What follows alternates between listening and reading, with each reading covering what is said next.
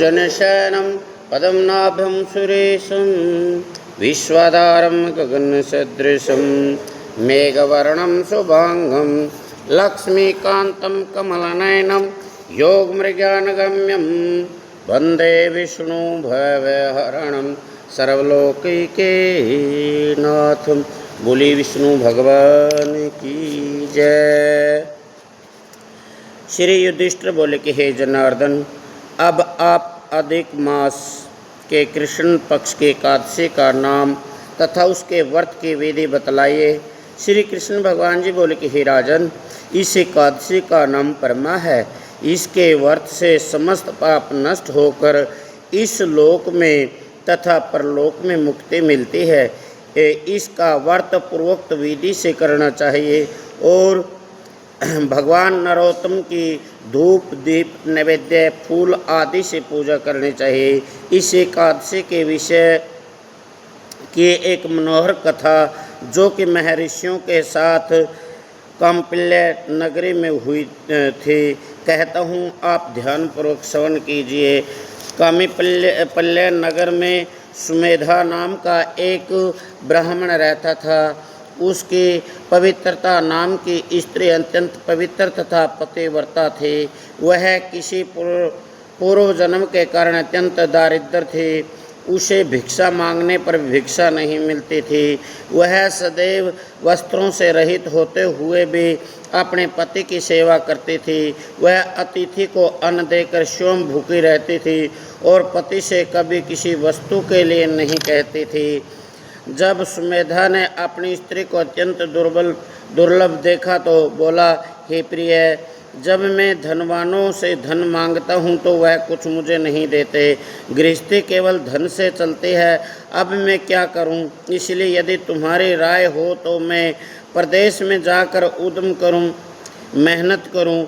इस पर उसकी स्त्री विनीत भाव से बोली कि पतिदेव, पति अच्छा या बुरा जो कुछ भी कहे पत्नी को वही करना चाहिए।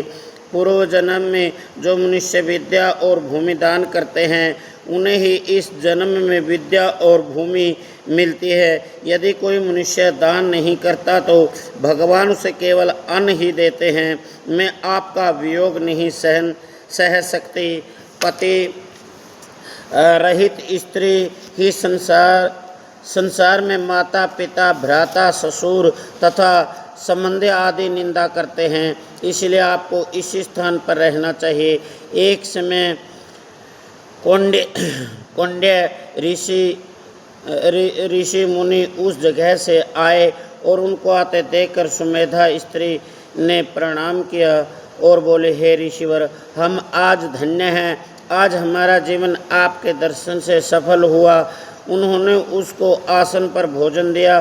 भोजन देने के पश्चात पवित्रा बोले कि हे मुनि, आप मुझे दारिद्रता का नाश करने का उपाय बताइए। मैंने अपने पति को प्रदेश में धन कमाने से जाने से रोका है। मेरे भाग्य में से आप आ गए हैं। मुझे पूर्ण निश्चय है कि अब मेरी दारिद्रता शीघ्र ही नष्ट हो जाएगी। अंत आप हमारे दारिद्र्य नष्ट करने के लिए किसी व्रत को बतलाइए।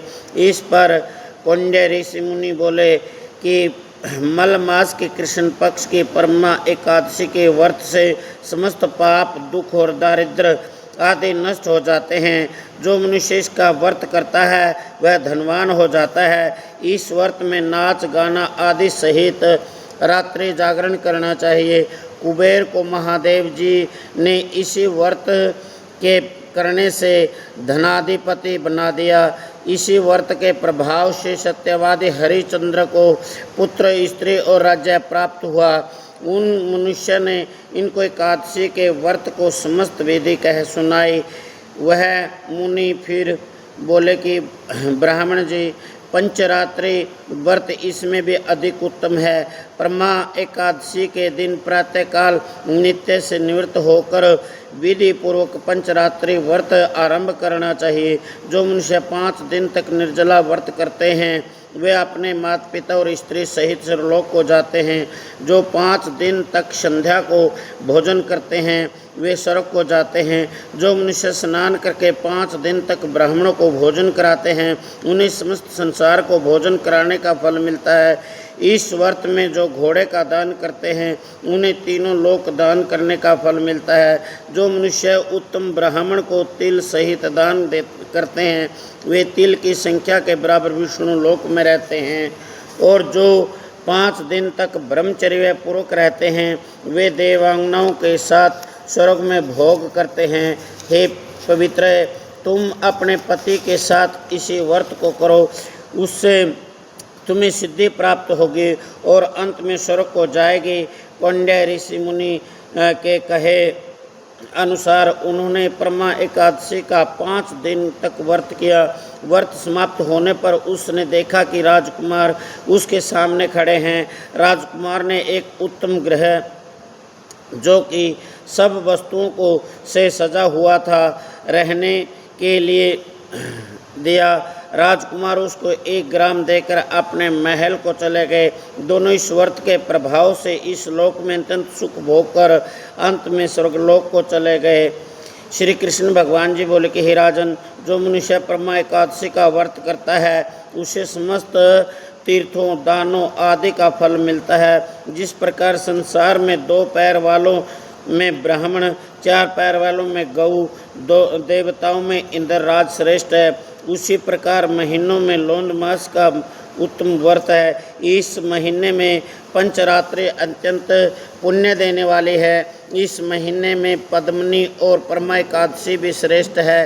उनके व्रत से समस्त पाप क्षीण हो जाते हैं। दुर्बल मनुष्य को एक व्रत जरूर करना चाहिए। जो मनुष्य अधिक मास स्नान तथा एकादशी व्रत नहीं करते, उन्हें आत्मघात का पाप लगता है। यह मनुष्य योनि बड़े पुण्यों से मिलती है, इसलिए मनुष्य को एकादशी का व्रत अवश्य करना चाहिए। हे युधिष्ठिर, जो आपने मुझसे पूछा था सो मैंने आपको बतला दिया। अब आप इसका व्रत भक्ति पूर्वक कीजिए। जो मनुष्य अधिक मास लोंद मास के परमा एकादशी का व्रत करते हैं, वे स्वर्गलोक को जाकर इंद्र के समान सुखों को भोगते हुए तीनों लोकों में वंदनीय होते हैं। बोलिए एकादशी मात की जय। श्री कृष्ण गोविंद हरे मुरारे